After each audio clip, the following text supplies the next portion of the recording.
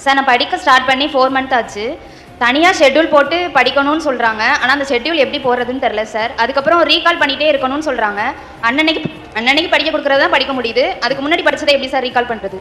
Simple தாங்க, வேறு ஒன்றுமே கிடையாது. ஃபஸ்ட்டு நம்ம படிக்க வேண்டியது என்னங்கிறத ஒரு நிமிஷம் அமைதியாக இருந்து ஒரு நோட்டில் எழுது. இப்போ தமிழ்னு எடுத்துக்கிட்டா நீ என்னெல்லாம் படிக்க வேண்டியது இருக்கும்? 6லேருந்து 12 வரைக்கும் புதிய புத்தகம் படிக்க வேண்டியிருக்குமா? சரி. பழைய புத்தகம் படிக்க வேண்டியது இருக்குமா? பழைய வினாத்தாள் படிக்க வேண்டியது இருக்குமா? பாடத்திட்டம் படிக்க வேண்டியது இருக்குமா? அதில் செய்யுள், உரை, நடை, இலக்கணம் இருக்குமா? இது போக மார்க்கெட்டில் யாராவது ஒரு சில முக்கியமான புத்தகத்தை படிங்கன்னு வேணால் சொல்லலாம். இவ்வளோதான் அதிகபட்சம். மேக்ஸ்ன்னு எடுத்துக்கிட்டேன்னா சாப்டர் வைஸாக ஏதாவது ஒரு புக்கு, இல்லைன்னா 1-2 புக்கு, அதாவது சிலபஸ் வைஸாக நமக்கு சொல்லி தரதுக்கு ஏதாவது 1-2 புக்கு. ஸ்டாஃப் கிளாஸ் அட்டன் பண்ணுறோம், அந்த சம்மா அதில் போட்டு பார்க்குறோம். அதுக்கடுத்து ப்ரீவியஸ் இயர் கொஸ்டின், அதுக்கடுத்து ஸ்கூல் புக்கு. இவ்வளோ தான் மேக்ஸில். அதுமாதிரி அரசியலமைப்புன்னு எடுத்துக்கிட்டேன்னா நம்ம சிலபஸ் வைஸாக படிக்க போகிறோமா, புக் வைஸாக படிக்க போகிறோமான்னு முதல்ல முடிவு பண்ணணும். அரசியலமைப்பு படிக்க நல்லா இருக்குன்றதால 6 to 10 புக் வைஸாக படிச்சுட்டு 11th 12th சிலபஸ் என்ன இருக்கோ அது மட்டும் தான் படிக்க போகிறோம். அது படிச்சுட்டு அப்புறம் சிலபஸ் எடுத்து பார்க்க போகிறோம். அதில் முகவுரையிலிருந்து ஆரம்பித்து பின்னாடி ஊழல் வரைக்கும் ஒவ்வொரு தலைப்பு இருக்குது. அப்போ படிக்க வேண்டியது இதுதான் முதல்ல தெரிஞ்சிருச்சுன்னு வச்சுக்கோங்க. தெரிஞ்சதுக்கப்புறம் என்ன பண்ணால் இது ஒரு டேபிளில் மாற்றணும், ஒரு நோட் எடுக்கணும். எடுத்து 6ஆம் வகுப்பு தமிழ் இயல் 1, இயல் 2, இயல் 3, இயல் 4, இயல் 5, இயல் 6, இயல் 7, இயல் 8, இயல் 9 போட்டாச்சா? போட்டுட்டு இப்படி கோடு போடணும்.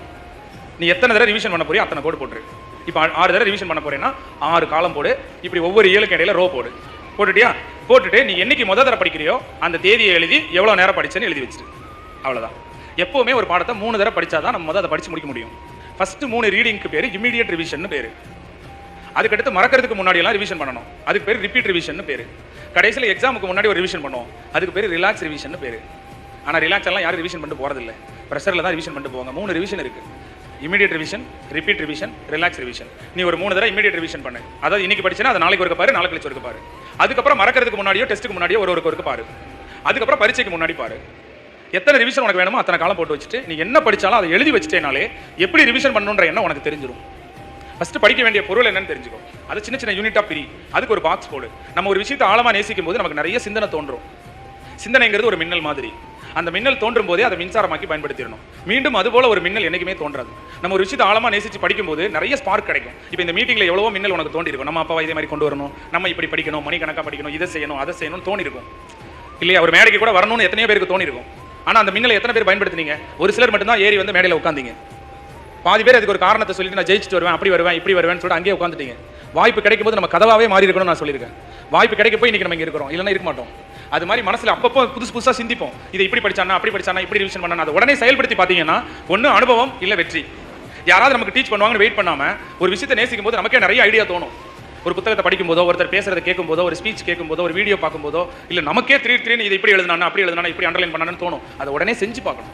ஆகச்சிறந்த கண்டுபிடிப்பு என்ன தெரியுமா தங்கம்? உன்னுடைய பழக்க வழக்கத்தில் சிறிய மாற்றத்தை ஏற்படுத்தினாலே நீ வாழ்க்கையில் ஜெயிச்சிடலாம். இப்போ நீ என்ன பண்ணிட்டு இருக்கியோ அதை கொஞ்சம் மாற்றி யோசி.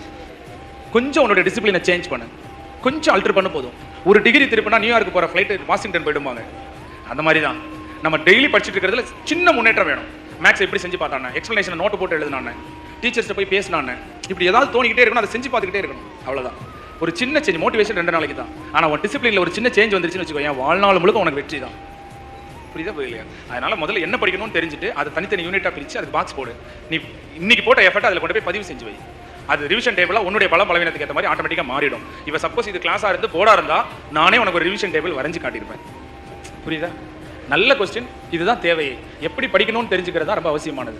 எப்படி நோட்ஸ் எடுக்கணும், எப்படி ரிவிஷன் பண்ணணும், இந்த கேள்வி தான் நீங்கள் ஆசிரியர் பெருமக்கள்கிட்ட நிறைய தடவை கேட்கணும். என்னை கேட்டால் ஒரு கிளாஸில் ஒரு செஷன் நடத்துறதுக்கு பதிலாக எப்படி நான் படிப்பேன், எப்படி ரிவிஷன் பண்ணுவேன், எப்படி நோட்ஸ் எடுப்பேன், எப்படி குரூப் ஸ்டடி பண்ணுவேன், எப்படி கொஸ்டின் பேப்பர் அனலைஸ் பண்ணுவேங்கிறத கிளாஸாக எடுக்கணும். ஏன்னா அதுதான் மீன் பிடிச்சி வாயில் ஊட்டி கொடுக்கறதுக்கு பதிலாக மீனை பிடிக்க கற்றுக் கொடுக்கறதுக்கு சமம். அவனே அவன் வாழ்க்கையை பார்த்துப்பான். எப்படி படிக்கணுங்கிறது தான் ஒரு நல்ல ஆசிரியர் கற்றுக் கொடுக்கணும், பாடத்தை கற்றுக் கொடுக்கக்கூடாது. நான் இப்போ நிறைய டீச்சர்ஸ்க்கு ட்ரைனிங் கொடுத்துருக்கேன். ஏன்னா என்னால் 10,000 மாணவர்களுக்கு கிளாஸ் எடுக்க முடியாது. ஆனால் அவங்களை வழி நடத்துகிற 100 வாத்தியாருக்கு கிளாஸ் எடுக்கலாம்ல. அதனால் இப்போ சமீபத்தில் விழுப்புரத்தில் வந்து டீச்சர் ட்ரைனிங் ஸ்கூலில் நான் ஆரம்பித்து நம்ம போட்டித் தேர்வுக்கு பயிற்சி அளிக்கக்கூடிய ஆசிரியர்கள் எல்லாம் மாதத்தில் ஒரு நாள் வர சொல்லி அவங்களுக்கு ஒரு ட்ரைனிங், ஸ்டூடெண்ட்ஸ் எப்படி நடந்துக்கணும், சப்ஜெக்ட் எப்படி கற்றுக் கொடுக்கணும். அதே போல் டெய்லி காலையில் 5 மணிலேருந்து 7 மணி வரைக்கும் டீச்சர்ஸுக்கு ட்ரைனிங் போட்டிருக்கேன். டெய்லி காலையில் 5 மணிலேருந்து 7 மணி வரைக்கும் உங்களுக்கு பாடம் சொல்லிக் கொடுக்குற டீச்சர்ஸ் ட்ரைனிங் வராங்க என்கிட்ட. அவங்க டெய்லி செமினார் எடுக்கிறாங்க. அவங்களுக்கு நல்லது கெட்டது சொல்லிட்டு இருக்கேன். இப்போ இது ஒரு 2 மாதமாக அந்த விஷயத்தை சின்சியராக பண்ணுறேன். ஏன்னா எனக்கு நல்லா தெரிஞ்சு போச்சு, டீச்சர்ஸ் ஒரு டீச்சரை சரி பண்ணால் 100 ஸ்டூடெண்ட்டை சரி பண்ணிக்கலாம். 100 டீச்சரை சரி பண்ணால் 10,000 ஸ்டூடெண்ட்டை வழிகாட்டலாம்.